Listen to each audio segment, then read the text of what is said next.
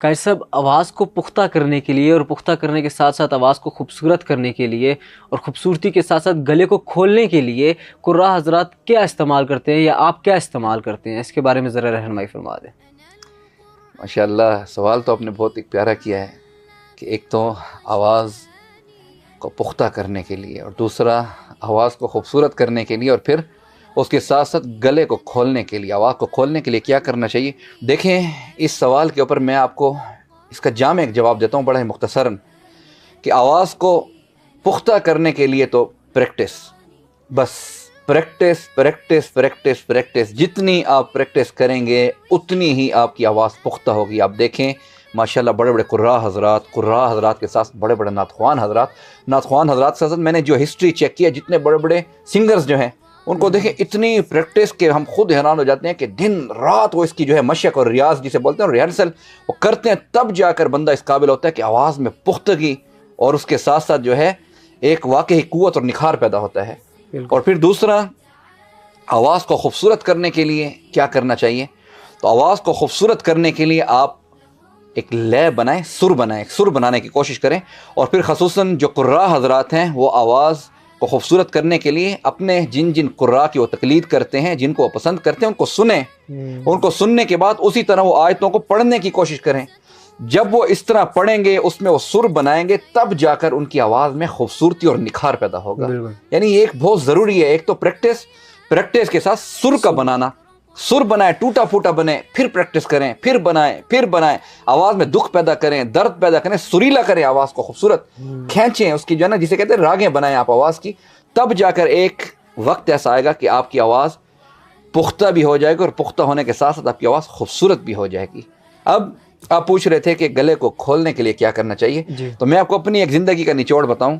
کہ گلے کو کھولنے کے لیے اکثر قراء ہمارے پاس بھی اس چیز کو لے کر بڑے پریشان ہوتے ہیں اور یہ کویسچن کرتے ہیں کہ گلے کو کھولنے کے لیے کیا کرتے ہیں۔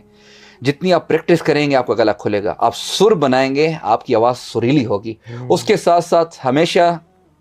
آپ میڈیسن بھی یوز کریں، ٹھیک ہے، ایک تو پرہیز کریں،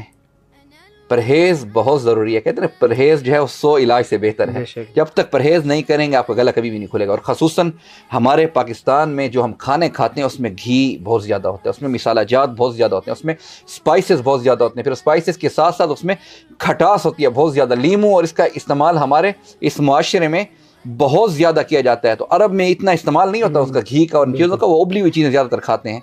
تو گھی کا استعمال کم کریں اور پھر مرغن غذاؤں سے بچیں۔ یہ میں آپ کو اپنی زندگی کا ایک نچوڑ بتا رہا ہوں، دوائیاں استعمال کریں لیکن جب تک آپ کا پیٹ ٹھیک نہیں ہوگا، یہ میں آج آپ کو شرطیہ بتا رہا ہوں، میں کوئی حکیم نہیں ہوں یا میں کوئی ڈاکٹر نہیں ہوں، آپ کبھی بھی اپنے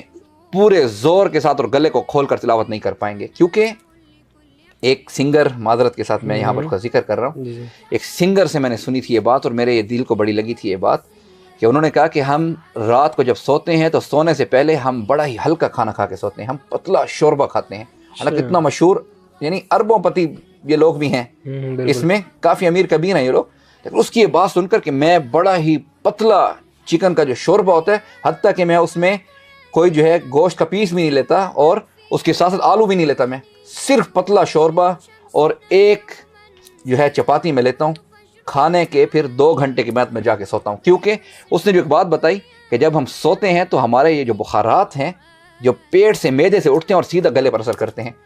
اور میں آپ کو حقیقت بتا رہا ہوں عزیزم عبد الباسط صاحب کہ یہ چیز میں نے خود نوٹ کی ہے کہ جس دن ہم ہلکا کھانا کھا کے سوئیں، صبح ہم اٹھتے ہیں تو ہمیں کسی قسم کے غراروں کی، کسی قسم کی میڈیسن لینے کی ضرورت نہیں ہوتی۔ جب ہم مرغن غذا کھا کر سوتے ہیں تو صبح ہمارا گلا خود بخود خراب ہوتا ہے۔ جب تک آپ کا پیٹ ٹھیک نہیں ہوگا، آپ کا معدہ ہلکا نہیں ہوگا، آپ کا گلا کبھی بھی ٹھیک نہیں ہوگا۔ اور ایک تو سونے سے پہلے کبھی بھی مرغن غذا نہ کھائیں، صبح بے شک کھائیں، آپ استعمال کریں، پھر دوسرا گلے کی حفاظت کریں، تیسرا پھر یہ جو آج کل یہ شربت توت وغیرہ ملتا ہے، اس کے ساتھ اور اچھی سی بھی اور بھی میڈیسنز ہے، یہ ملٹھی جو ہے نا، ملٹھی یہ جو ہے اس کی جو لکڑی ہے،